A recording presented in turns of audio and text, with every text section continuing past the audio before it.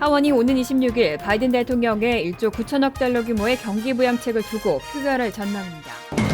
타이거 우즈가 사고 당시 탔던 차량은 현대자동차의 SUV 제네시스 GV80이었습니다. 차량의 내부 손상은 거의 없는 것으로 확인됐습니다. 뉴욕 한인 회장 재선에 도전하는 찰스윤 회장이 온라인 연설회를 가졌습니다. 윤 회장은 한인사회 지원과 차세대 한인들의 활동 강화 등에 대해 생각을 밝혔습니다. 가족 이민 영주권 문호가 답보 상태를 지속하고 있습니다. 필 머피 뉴저지 주지사가 임기 최초로 추가 증세가 없는 행정 예산안을 발표했습니다. 이상은 이 시각 주요 뉴스입니다. 시청자 여러분 안녕하십니까? KBN 뉴스입니다. 오늘 오후 4시 기준 미 전역의 코로나19 누적 확진자는 어제보다 7만 1,436명 늘어난 2,831만 3,003명, 사망자는 2,328명이 늘어 50만 4,295명입니다. 이 가운데 뉴욕의 확진자는 6,923명이 늘어 160만 4,892명, 사망자는 113명이 늘어 4만 7,037명, 뉴저지 확진자는 3,158명이 늘어나 77만 2,267명, 사망자는 104명이 늘어 2만 2,978명입니다. 한편 커네티컷의 확진자는 1,493명이 늘어 27만 8,184명, 사망자는 23명이 늘어 7,595명으로 집계됐습니다. 첫 번째 소식입니다. 하원이 오는 26일 바이든 대통령의 1조 9천억 달러 규모의 경기 부양책을 두고 표결할 것으로 보입니다.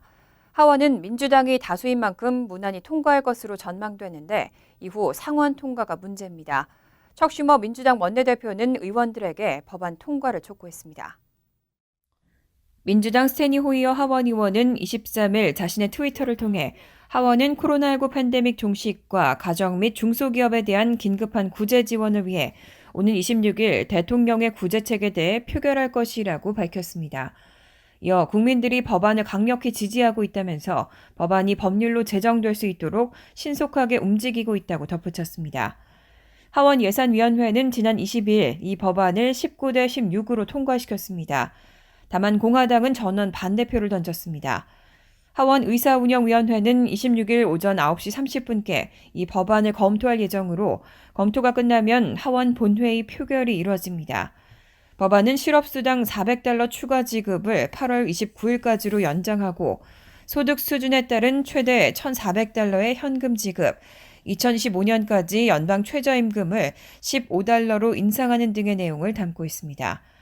하원은 민주당이 다수당인 만큼 법안 통과가 무난할 것으로 예상됩니다. 이후 상원으로 넘어가는데 민주당은 예산 조정 절차를 통해 과반 찬성만으로 예산안을 통과시킬 수 있도록 하는 결의안을 이달 초 처리한 바 있습니다. 공화당의 지지 없이도 단독 처리가 가능하도록 한 겁니다. 다만 상원은 민주당과 공화당이 각각 50석인 만큼 한 명이라도 이탈표가 나오면 법안 통과가 어렵게 됩니다. 척 슈머 상원 민주당 원내대표는 23일 의원들에게 이 법안을 통과시키지 못하면 정치적 재앙이 될 것이라며 법안 통과를 강력하게 요구한 것으로 전해졌습니다. 바이든 대통령 부부가 얼마 전 기록적 한파로 피해를 본 텍사스를 방문할 예정입니다. 26일 피해 현장을 찾고 추가 복구 방안을 논의할 것으로 보입니다. 23일 젠사키 백악관 대변인이 바이든 대통령과 영부인 질 바이든의 26일 텍사스 휴스턴 방문 일정을 발표했습니다. 사키 대변인은 대통령 부부가 현지 지도자들을 만나고 겨울 폭풍과 구호 노력, 복구 진척 상황, 그리고 휴스턴과 텍사스 주민들이 보여준 놀라운 회복력을 논의할 것이라고 설명했습니다. 최근 텍사스에선 이례적인 한파가 들이닥쳐 대규모 정전과 단수 피해가 발생했습니다. 이 과정에서 11세 아동이 정전으로 동사했다는 주장이 제기되고 현지 병원과 각종 생산시설이 물 부족 사태를 겪는 등 여파가 작지 않은 상황입니다. 바이든 대통령은 이에 텍사스 내 77개 카운티에 중대 재난을 선포하고 연방정부를 통해 발전기와 담요, 물과 식량을 공급하는 한편 그레그 에버 텍사스 주지사와 추가 조치를 위해 협력하고 있습니다. 지난주 바이든 대통령은 텍사스 상황을 두고 자신은 짐이 되고 싶지 않다며 사람들에게 피해를 주지 않는다면 피해 현장을 찾을 계획이라고 밝힌 바 있습니다. 어제 골프 황제 타이거 우즈가 로스앤젤레스에서 차량 전복 사고로 병원으로 이송됐습니다. 다리 수술을 받고 현재 회복 중에 있는 것으로 전해졌습니다. 타이거 우즈는 어제 오전 7시 12분께 캘리포니아주 로스앤젤레스 카운티의 내리막길 도로에서 사고를 당했습니다. 사고 현장을 담은 영상은 앞부분이 크게 파손된 우즈의 사고 차량 모습을 포착해 전했습니다. 에어백이 터져 있었고 차량 잔해들이 도로 옆에 흩어져 있는 모습도 볼 수 있습니다. 사고 차량에는 우즈 혼자 탑승해 있었습니다. 로스앤젤레스 카운티 보안관은 성명을 통해 우즈가 사고 차량 안에 갇힌 사람을 구조하는 데 쓰이는 공구 조스 오브 라이프로 차량에서 구조됐고 앰뷸런스로 병원으로 이송됐다고 밝혔습니다. 우즈는 차량 전복 사고 직후 현장에서 9마일 떨어진 하버 UCLA 의료센터로 이송돼 몇 시간 동안 수술을 받았습니다. 의료센터 최고 책임자인 아니시 마하잔 박사는 우즈 트위터 계정을 통해 발표한 성명에서 우즈의 오른쪽 정강이뼈와 종아리뼈 여러 곳이 산산조각이나 부러졌다며 정강이뼈에 철심을 꽂아 부상 부위를 안정시켰다고 밝혔습니다. 또 발과 발목뼈는 나사와 핀으로 고정했고 상처 부위의 붓기도 가라앉혔다고 전했습니다. 우즈재단도 성명에서 우즈가 수술로 깨어났고 회복 중이라고 밝혔습니다. 사고 당시 우즈가 탄 차량은 현대자동차의 SUV 제네시스 GV80으로 확인됐습니다.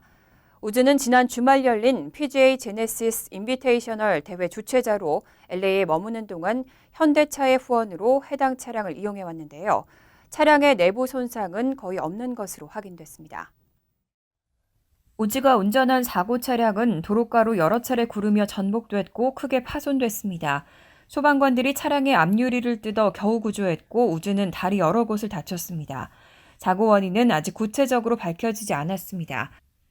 LA 경찰은 사고 브리핑에서 우즈가 사고 뒤 구조 요원들과 대화할 수 있을 정도로 의식이 멀쩡했고 다리를 크게 다쳤지만 장애 증거는 일단 없다고 밝혔습니다.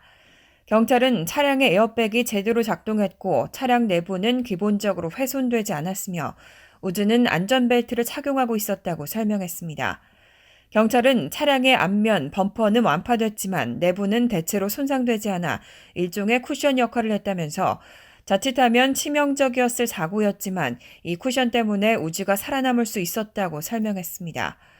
초기 조사 결과에 따르면 우즈의 차량은 규정된 속도를 넘어서 운행하고 있었고 사고 직전에 제동이 없어 스키드 마크도 발견되지 않았습니다.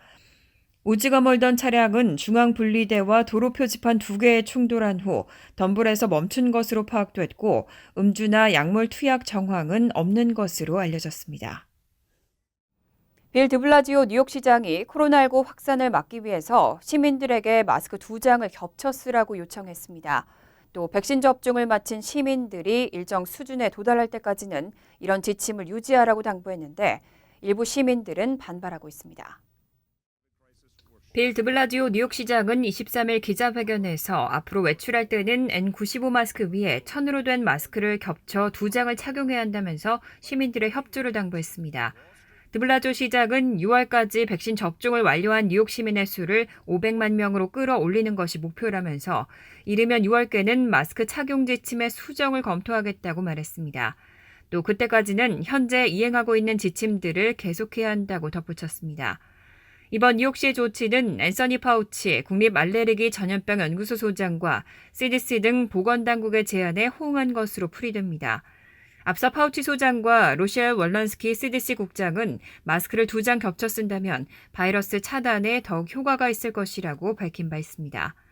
하지만 뉴욕시장의 발언을 접한 누리꾼들은 다음에는 마스크 3장인가 N95 마스크 1장을 제대로 밀착해서 쓰는 게 더 낫다 등 회의적인 반응을 내놨습니다.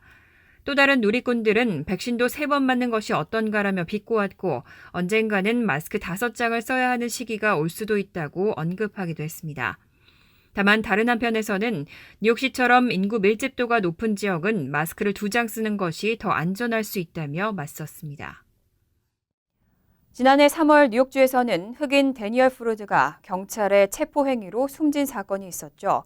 지난 23일 대배심의 판결이 나왔는데요. 관련 경찰관들은 모두 기소를 면했습니다. 23일 뉴욕주 검찰은 지난해 3월 경찰의 체포 행위로 숨진 흑인 데니얼 프로드 사망과 관련해 대배심이 체포된 경찰관 7명을 기소하지 않기로 했다고 밝혔습니다. 뉴욕주를 포함한 20여 개 주에는 사형이나 1년 이상의 징역형에 처해질 수 있는 중범죄와 관련해서는 일반 시민으로 구성된 대배심이 기소 여부를 결정하는 제도가 있습니다. 대배심에 의한 고발 또는 기소가 있지 않는 한 사형에 해당하는 죄 또는 파렴치 죄에 관해 심리받지 않는다고 규정한 수정헌법 5조에 근거합니다. 프루드는 지난해 3월 23일 뉴욕주 로체스터에서 가족의 신고로 경찰에 체포됐습니다.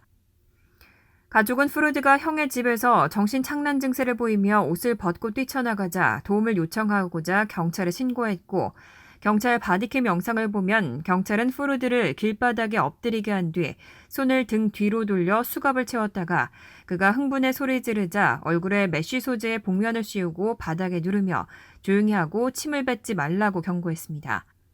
이후 프루드의 숨이 멈췄고 병원에 옮겨졌지만 7일 만에 숨졌습니다. 경찰관들은 프루드가 계속 침을 뱉었기 때문에 코로나19 감염을 막고자 복면을 씌울 수밖에 없었고 훈련받은 대로 체포했다고 주장했습니다. 한편 레티샤 제임스 뉴욕주 검찰총장은 이런 대배심 결정에 실망을 나타내며 부정의하게 흑인을 살해한 법 집행기관 요원들에게 책임을 물으려는 노력에 형사법 체계가 찬물을 끼얹었다고 덧붙였습니다. 뉴욕 한인회장 재선에 도전하는 찰수윤 회장이 온라인 연설회에서 한인사회 지원과 차세대 한인들의 활동 강화 등에 대해 생각을 밝혔습니다. 윤 회장은 오는 3월 7일 투표를 통과하면 연임에 성공합니다. 뉴욕 한인회장 선거관리위원회는 어제 37대 뉴욕 한인회장 후보자 연설회 및 토론회를 개최했습니다. 단독 후보로 등록한 찰수윤 현 회장은 지난 1년 동안 코로나19 팬데믹으로 어려움을 겪고 있는 한인들을 지원하기 위해 다양한 활동을 펼쳐왔다며 연임을 하게 된다면 한인단체 및 기관들과 협력을 강화해 한인들이 코로나를 극복할 수 있도록 최선을 다하겠다고 밝혔습니다. 우리가 함께하면 이길 수 있다. 단합하면 강하다라는 것을 저희가 배우게 됐습니다. 따라서 제가 37대 한인 회장으로 활동을 하게 된다면은 저희가 이 교훈을 잊지 않고 김기철 전 뉴욕 한인 회장과 린다이 뉴욕 한인 봉사센터 회장, 손영준 뉴욕 직능단체 협의회 의장 등 3명이 패널로 진행된 토론회에서는 1.5세와 2세 한인들의 뉴욕 한인회 참여 방안과 한인 소상인 지원 방안에 대한 질문이 이어졌습니다. 이번 37대에는 더 많은 인재들을 저희가 부회장으로 채택을 해서 저희 한인회 활동에 직접 1.5세, 2세들을 합류를 시켜서 윤 회장은 또 뉴욕시 및 주정부와 협력 관계를 강화해 최대한 많은 지원을 이끌어낼 수 있도록 하겠다며 신속히 관련 정보를 한인 소상인들에게 전달하도록 하겠다고 말했습니다. 연설회와 토론회를 마친 윤 회장은 오늘 3월 7일 찬반 투표에서 회원 250명 이상이 투표에 참여해 과반수 이상의 찬성을 얻으면 당선이 확정됩니다. 가족 이민 영주권 문호는 답보 상태를 지속하고 있습니다. 반면 취업 이민은 지난해 10월 이래로 모든 순위가 오픈 상태를 유지하고 있습니다. 국무부가 23일 발표한 2021년 3월 비자 블러틴에 따르면 가족 이민 대부분 순위의 우선 일자는 동결 또는 1, 2주 소폭 진전에 그쳤습니다. 비자 발급 우선 일자가 오픈 상태인 가족 이민 2A 순위, 영주권자 직계 가족만 접수 가능 우선 일자가 지난달에 이어 다시 1개월 진전하면서 2021년 2월 1일로 사실상 오픈 상태를 보였습니다. 하지만 가족 1순위, 시민권자 성년 미혼자녀의 경우 비자 발급 우선 일자는 2014년 9월 22일로 일주일 진전했고 접수 가능 우선 일자는 동결됐습니다. 가족 2B, 영주권자 21세 이상 성년 미혼자녀의 비자 발급 우선 일자는 일주일, 3순위 시민권자의 기혼 자녀는 2주일, 4순위 시민권자 형제자매는 일주일 진전했고 접수 가능 우선 일자는 동결됐습니다. 반면 취업 이민은 지난달에 이어 이번 달에도 모든 순위가 오픈 상태를 유지했습니다. 취업 이민 1순위 글로벌 기업 간부와 세계적인 특기자, 2순위 석사학위 소지자 또는 5년 경력 학사학위 소지자, 4순위 종교 이민과 5순위 투자 이민은 2020년 9월 중 문호부터 6개월간 비자 발급 우선 일자와 접수 가능 우선 일자가 모두 오픈 상태를 유지했습니다. 필머피 뉴저지 주지사가 임기 최초로 추가 증세가 없는 행정 예산안을 발표했습니다. 머피 주지사는 추가 증세 없이 공무원의 연금 지원과 저소득층 지원 등을 늘리겠다고 밝혔습니다. 23일 필머피 주지사는 기자회견을 열고 전년도보다 약 9% 증가한 448억 달러 규모의 2021-2022 회계연도 행정 예산안을 발표했습니다.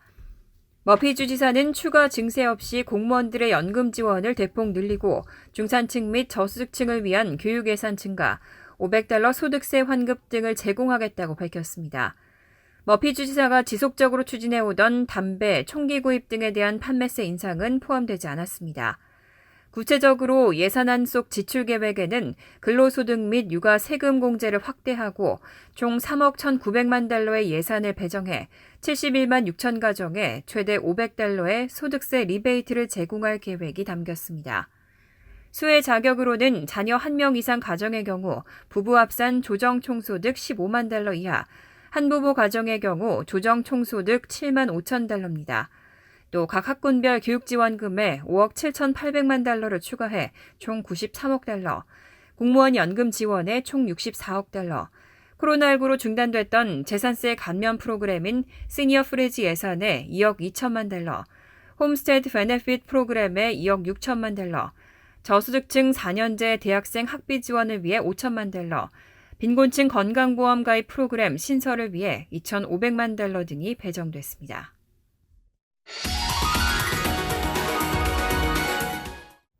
이어서 LA 지역 한인사회 소식입니다. 캘리포니아주의 자체 코로나19 구호 패키지가 주지사의 서명으로 최종 통과됐습니다. 저소득층에게 1인당 $600를 지원하는 방안도 확정됐습니다. 부양책의 주요 내용을 김재은 기자가 정리했습니다. 76억 달러 규모의 캘리포니아주 자체 코로나 부양책이 최종 확정됐습니다. 게빈 뉴섬 주지사는 오늘 주의회를 통과한 부양책에 서명하면서 법안이 공식 발효됐습니다. 법안엔 $600 현금 지급안이 포함됐고 소득과 자격 요건에 따라 저소득 주민 570만여 명이 혜택을 받게 될 전망입니다. 5.7 million working Californians stand to benefit from an additional $600, much needed cash in their pockets to help pay the bills. 현금 지급 대상은 연소득 3만 달러 이하 가정으로 2020년 세금 보고에서 근로소득공제 혜택을 신청한 주민입니다. 연방정부 현금 지급과는 달리 서류 미비자도 지급 대상자입니다.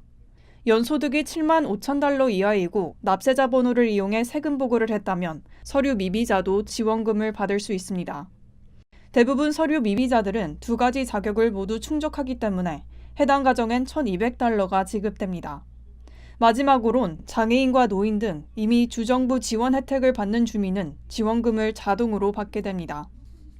주 조세영 편국에 따르면 수혜자들은 세금 환급액을 받은 후 최대 60일 이내로 지원금을 받을 수 있습니다. 법안엔 소기업을 위한 $20억 달러의 그랜트와 푸드뱅크 지원금 3천만 달러 등도 포함됐습니다. 또 식당과 미용실엔 각종 수수료 감면을 위해 총 2,560만 달러가 지원됩니다.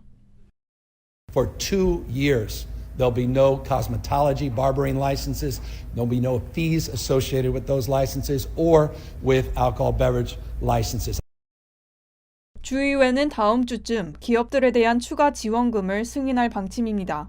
기업들이 급여 보호 프로그램을 통해 받은 지원에 대해 15만 달러 이상 세액공제를 받을 수 있도록 하는 법안을 검토 중인데 통과할 경우 주 자체 부양책 규모는 100억 달러에 조금 못 미치는 수준으로 증가할 전망입니다. MBC 뉴스 김재은입니다. 캘리포니아주에서는 자체 코로나19 바이러스 변이가 나왔는데요. 다음 달에는 이 변이 바이러스가 확진자의 90%를 차지할 거란 전망도 나왔습니다.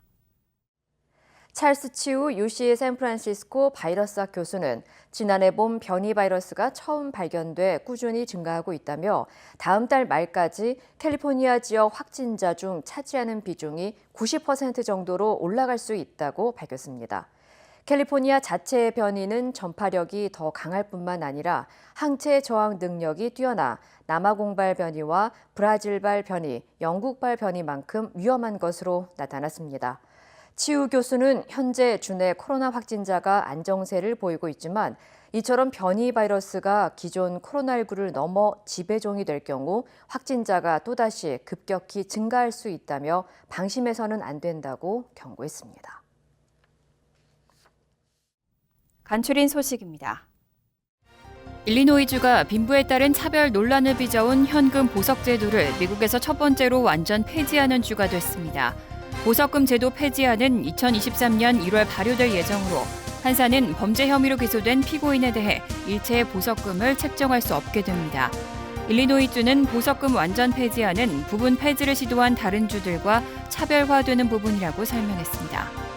최윤희 뉴욕 한인학부모협회 회장은 뉴욕시 교육국의 무료 유아교육 프로그램인 유니버셜 프리케이 프로그램의 일환으로 임마누엘 영재유치원의 베이사이드 리를렉점에서 제공하는 이중언어 프리케이 프로그램이 오는 9월부터 시작된다고 밝혔습니다. 동부지역 최초로 제공되는 영어, 한국어 이중언어 프리케이 프로그램은 한국어와 영어 5대5 비율로 수업이 진행됩니다. 지원 자격은 뉴욕시에 거주하는 2017년생입니다. 뉴저지 재개발청은 5,000 스퀘어피트 이하의 업소 면적을 갖고 있는 소기업들이 코로나19로 임대료 지불에 어려움을 겪고 있는 것을 증명하면 최대 $10,000까지 보조금을 지급하는 소기업 임대 비상지원 보조금 프로그램 접수를 시작했습니다. 이번 신청은 1차로 1,000개 기업들의 보조금을 지급한 뒤 2차로 시행되는 겁니다.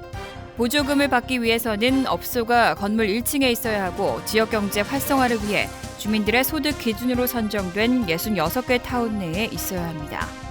의료기 회사인 웰리스 포 휴머니티는 26일부터 맨하튼 34가에 코로나19 감염 여부를 진단하는 자가 검진 키트 자판기를 설치 운영한다고 발표했습니다. 자판기는 사용자가 진단을 한 키트를 사전 지급된 페덱스 봉투에 담아 전문 랩으로 우성하면 48시간 안에 결과를 통보받을 수 있으며 가격은 $119입니다. 웰니스 포 휴머니티는 앞으로 뉴욕시 전철역과 호텔, 공항, 공연장, 대학과 쇼핑몰 등에도 자판기를 설치할 예정입니다. 환율과 증권 소식입니다.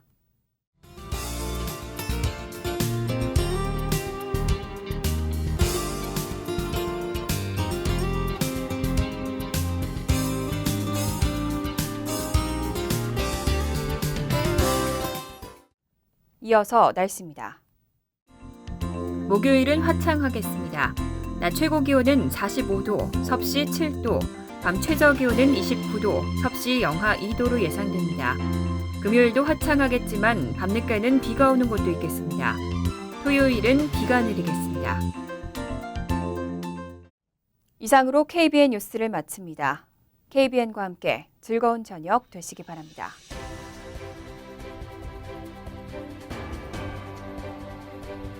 미 동부 최대 한인방송 KBN이 제작하는 KBN 뉴스는 웹사이트 mykbn.com 그리고 유튜브와 페이스북에서 다시 보실 수 있습니다. 좋아요, 구독, 알림 설정은 뉴스 제작에 큰 도움이 됩니다.